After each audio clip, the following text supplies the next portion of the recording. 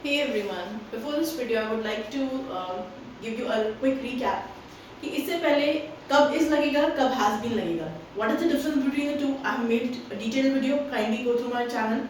उसके बाद do कब लगेगा did कब लगेगा, है ना. दोनों में बहुत confusion रहता है. Trust me, सुनने में बहुत easy लग रहा है do और did का, but while for the people who are learning English, who are not native speakers, it kind of becomes confusion in their head that when should we use do and when should we use did. आज की video में I will be telling you when to use has gone and when to use has been. There is a slight and very minute difference, but difference when it comes to basic conversation तब बहुत गड़बड़ी हो जाती है. आइए start करते हैं. पहले तो ये समझिए has gone. has आपका सिंगुलर चीजों के साथ लगेगा he, she, it या कोई भी सिंगल चीज है, एक चीज है, ठीक है. Gone is the third form of the verb go. Go, went, gone. ठीक है. Go, went, gone. ये has gone हमें ये दर्शाता है कि has gone का मतलब नॉर्मल मतलब ये है कि कोई गया है. कहाँ गया है वो हम बाद में सीखेंगे, सेंटेंस जब पढ़ेंगे तब सीखेंगे, लेकिन जो व्यक्ति गया है वो वापस नहीं आया है. ठीक है. डॉक्टर के पास गया है, पार्लर गया है, मैजिक शो देखने गया है, स्कूल गया है, ऑडिटोरियम गया है, कहीं भी गया है, but the person has not returned. In that case, the person has not returned. In that case, you will use the word has gone. Whereas in has been, of course, you will use the word has with singular things, like over here we use has gone with singular things only, singular things or singular people. यहाँ भी has आप singular चीजों के साथ ही लगाएंगे. He has, she has, it has. ठीक है. और been, has been का मतलब है यहाँ जो व्यक्ति कहीं गया था वो वापस आ चुका है.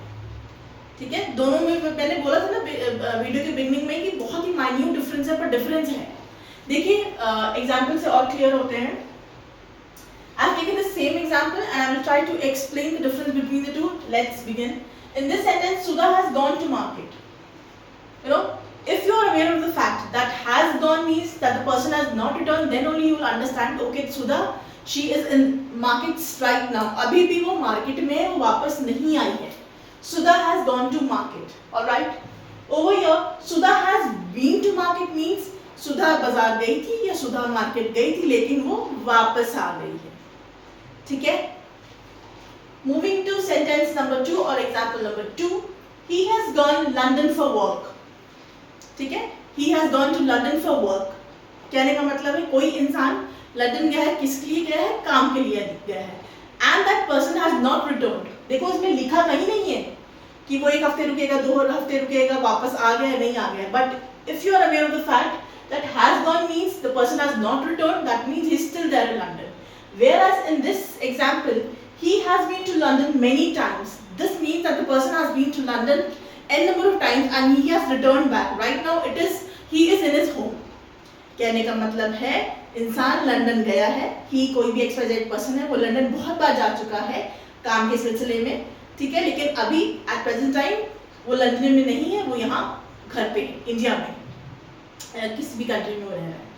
ठीक है. है ना minute difference, but I can assure you कि आधे से ज्यादा लोगों को नहीं पता होगा कि कब हैज बीन लगना है और कब आपका हैज गॉन लगना है. ठीक है. मूविंग टू सेंटेंस और example number 3, my sister has gone to school. That means मेरी छोटी बहन या मेरी बहन स्कूल गई है and she is still in school. She has not returned back. Whereas in this sentence, my sister has been to school, you are trying to say कि मेरी बहन ने पढ़ाई लिखाई करी है. She has been to school. वो पढ़ चुकी है. ठीक है. and वापस आ चुकी है. ठीक है. अब ये सेंटेंस although अधूरा है, किस कॉन्टेक्स्ट में कह रहे हैं? अगर होता my sister has been to English medium school. ठीक है. ये होता कि मेरी बहन ने अंग्रेजी मीडियम स्कूल से पढ़ाई करी है. Okay. Sentence number 4, she has gone out. वो बाहर गई है, वापस नहीं आई है. ठीक है. she has gone out means the person is still out and still out, घर से बाहर है, she is not in home. okay. she has gone out. now she has been out today. इसका मतलब है कि जो भी लड़की है वो सारा दिन बाहर थी, सारा दिन पूरे दिन सुबह से लेकर शाम हो गई बाहर थी, लेकिन अभी वो वापस घर आ चुकी है, अभी वो बाहर नहीं है. She has been out today. Okay? इसमें बाहर है. She has gone out, बाहर गई थी, वापस आ गई है. इसमें वापस नहीं आई है. देखिए सिर्फ यही बताएगा डिफरेंस, ठीक है, whether the person has returned or he's still there. The last example in today's video, Aman has gone to doctor. That means Aman is still with the doctor. He has still not returned back. Whereas in this sentence, in this example, Aman has been to doctor. You know, Aman had gone to visit the doctor, but he has returned. वो वापस आ चुके हैं, ठीक है. Has been मतलब doctor को दिखा के वो वापस आ चुके हैं. So my dear viewers, I hope the difference between has gone and has been is clear after watching this video. If you have any doubts, please do not hesitate. You can always ask your queries, ask your doubts in the comment section. I'll be really glad to answer them. Thank you for watching and being with me.